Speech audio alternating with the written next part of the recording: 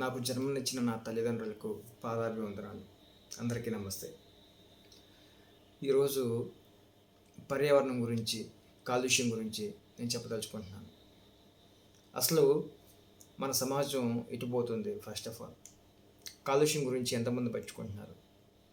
ఒక 2 వారాల క్రితం ఢిల్లీలో అధిక వేడి ఎక్కువైపోయి 104 మంది, 100 మందికి పైగా చనిపోయారు. ఇప్పుడు 29 జూన్ 2024 ఉత్తర భారతదేశంలో భారీ వర్షాలు, వరదలు. ఢిల్లీలో ఇంటర్నేషనల్ ఎయిర్పోర్ట్ పైకప్పు పడిపోయి ఒక 2 చనిపోయారు, మిగతా వాళ్ళకి గాయాలైనవి. ఈ విధంగా వర్షం కురుస్తుంది. ఇది అంతా ప్రకృతి మనకిస్తున్న హెచ్చరిక. జాగ్రత్త పడండి మీరంతా అని చెప్పేసి మనకిస్తున్న ఒక హెచ్చరిక. దీన్ని ఎంతమంది ఇక్కడికి తీసుకుంటున్నారు, దాన్ని పాటిస్తున్నారు? ఏం చేయాలి దీనికోసం?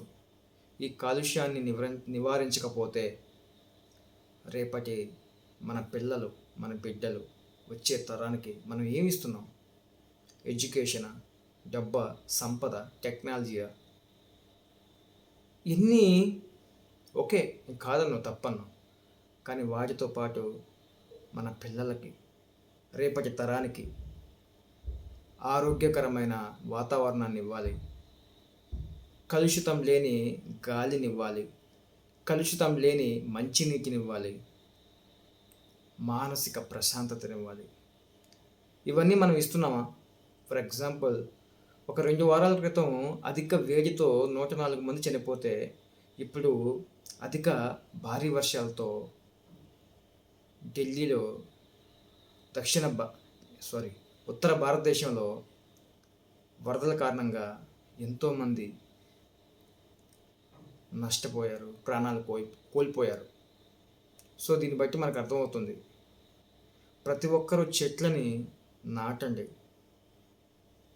వాటిని నీ స్నేహితులుగానో, నీ బంధువులుగానో, మీ చనిపోయిన మీ తాతలుగానో వాళ్ళ పేర్లు పెట్టండి.